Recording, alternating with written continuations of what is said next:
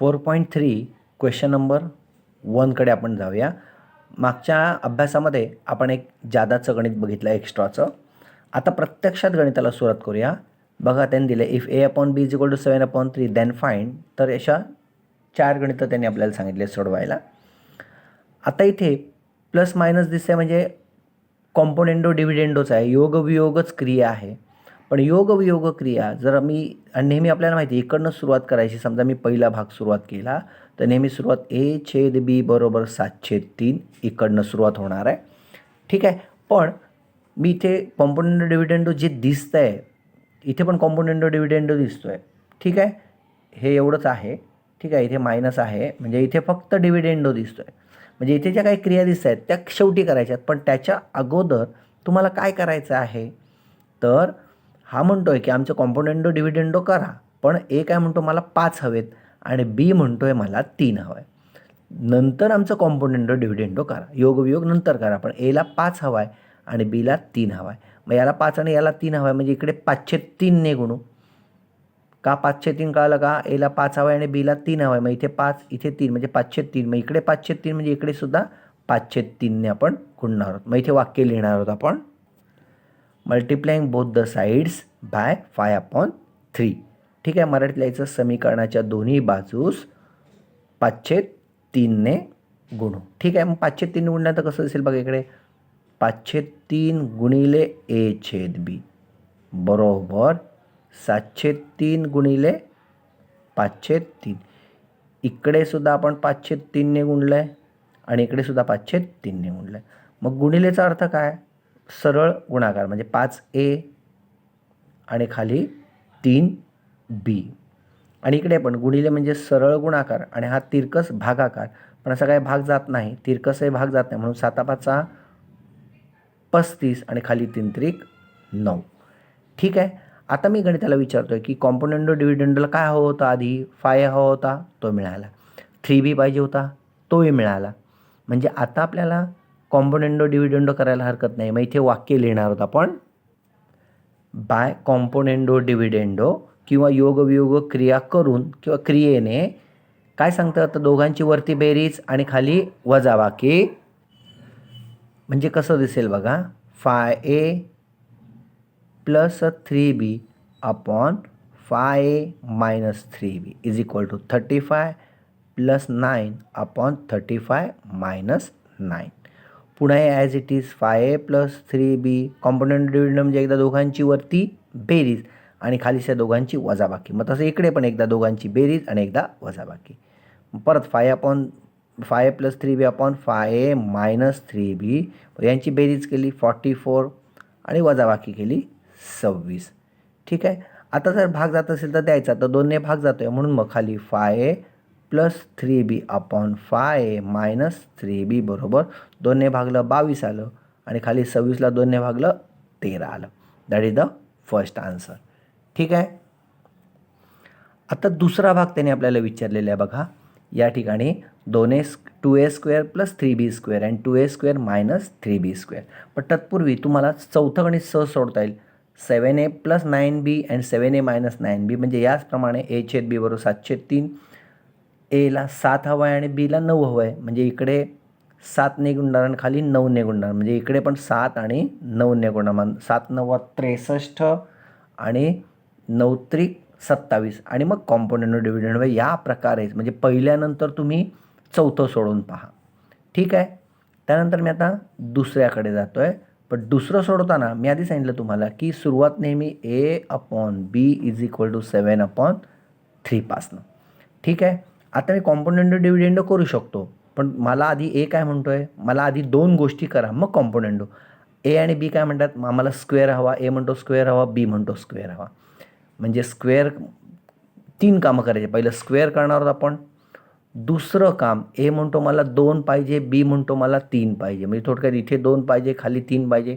म्हणजे मगाशी जसं गुणलं तसं 2/3 गुणणार आहोत. आणि मग तिसरं काम कॉम्पोनेंडो डिव्हिडेंडो. अशी 3 कामं आहेत. इथे फक्त 2 कामं केली. इथे पहिलं फक्त 5/3ने गुणलं आणि मग कॉम्पोनेंडो डिव्हिडेंडो केला. ठीक आहे. इथे आपल्याला 3 कामं करायची आहेत. पहिलं काम पुन्हा एकदा बघा म्हणजे इकडे एला 2 हवा आहे, बीला 3 हवा आहे, म्हणजे 2/3ने गुणायचं आहे, दुसरं स्क्वेअर पण करायचं आहे आणि मग कॉम्पोनेंडो डिव्हिडेंडो. आता या तिघांपैकी कोणतं काम पहिलं? समजा मी 2/3ने गुणलं, आधी याला 2 हवा आहे, याला 3 हवा आहे, आणि मग जर स्क्वेअर केला तर 2चा पण स्क्वेअर होईल आणि 3चा पण स्क्वेअर होईल. पण तसं नको आहे आपल्याला फक्त 2/3 हवं आहे. म्हणून मग पहिलं स्क्वेअर करूया. लक्षात आलं का पहिलं गुणायचं नाही? जर गुणलं तर त्या अंकाचा पण वर्ग होईल. म्हणून फक्त पहिलं वर्ग करून, मग मराठीत लिहायचं आहे वर्ग करून, सेमन लिहायचं आहे बाय टेकिंग स्क्वेअर असं लिहायचं आहे. आणि मग खाली वर्ग केला तर कसं दिसेल? A square upon b square is equal to 49 upon 9. 7 वर्ग 49 आणि 3चा वर्ग 9. ठीक आहे. आता ए वर्ग बी वर्ग झालं. त्यानं विचारलं तेवढं हवं का? आता नाही, अजून आपल्याला ए काय म्हणतो, मला 2 हवं, बी म्हणतोय 3 हवं, म्हणजे इकडे 2/3ने गुणायचं आणि इकडे सुद्धा 2/3ने गुणायचं आहे. मग इथे आपण वाक्य लिहूया, 2/3ने आपण गुणतो. कळालं? कारण एला 2 हवं आहे आणि बीला 3 हवं आहे. ठीक आहे. म्हणजे कसं असेल बघा, इकडे 2/3 गुणिले a square upon b square is equal to 49 upon 9 गुणिले 2/3. ठीक आहे. वरती येणार आहे 2a square upon 3b square is equal to 49 into 2 98 अपॉन 9 त्रिक 27. आता आपण गणिताला विचारूया की तुला काय हवं होतं? तर 2a स्क्वेअर हवा होता, तो मिळाला. 3b स्क्वेअर हवा होता, तोही मिळाला. म्हणजे 2 कामं झालं. पहिला स्क्वेअर केला आणि नंतर मल्टिप्लाय केलं, तर आपल्याला 2a स्क्वेअर पाहिजे होता, तो मिळाला. 3b स्क्वेअर पाहिजे, तो मिळाला. मग आता इथे बाय कॉम्पोनेंडो डिव्हिडेंडो आता योगवियोग क्रिया करूया. मग योगवियोग क्रिया केल्यानंतर काय होईल? तर वरती दोघांची बेरीज म्हणजे 2a square plus 3b square upon 2a square minus 3b square बरोबर 98 प्लस 27 अपॉन 98 मायनस 27. ठीक आहे. आता या दोघांची बेरीज केली तर दोघांची बेरीज 125 येते, बरोबर. 8 आणि 7 9 10 11 12 125 आणि खाली वजाबाकी 71 येते. ठीक आहे. आता या दोघांचा काय भाग जात नाही, हे जसं आहे तसं, म्हणजे 2a square plus 3b square upon 2a square minus 3b square बरोबर हे उत्तर तुमचं या ठिकाणी येणार आहे. आता आपण तिसऱ्या भागाकडे जाऊया. मग तिसऱ्या भागामध्ये तिसऱ्या भागात ए cube minus b cube upon b cube म्हणजे डिव्हिडेंडो दिसतोय. पण डिव्हिडेंडोच्या आधी ए आणि बी काय म्हणतात आमचा क्यूब करा. म्हणून मग तिसऱ्या भागामध्ये सुरुवात नेहमी a upon b is equal to 7/3 पासून, आणि मग इथे लिहायचं आहे बाय टेकिंग क्यूब. मग इथे आपण लिहिलं आहे बाय टेकिंग क्यूब किंवा घन करून मराठीत. मग घन केलं तर काय येणार आहे? ए घन छेद बी घन बरोबर 7चा घन 343 आणि 3चा घन 27. ठीक आहे. मग ए क्यूब पाहिजे होता, तो मिळाला. बी क्यूब पाहिजे होता, तो मिळाला.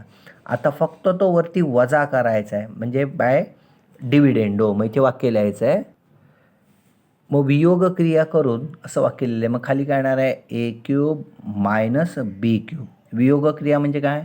छेद वजा करायचा वरती आणि खाली जसाच्या तसा. मग a cube minus b cube upon b cube is equal to 343 minus 27 upon 27. आणि मग इकडे a cube minus b cube upon b cube. आता यांची वजाबाकी आपण करतो. मग यांची वजाबाकी जर आपण या ठिकाणी केली तर काय उत्तर येत आहे ते बघा. मी डायरेक्ट लिहितो आहे 316. तुम्ही वजाबाकी करून बघा. 316/27 या ठिकाणी उत्तर येणार आहे. ठीक आहे.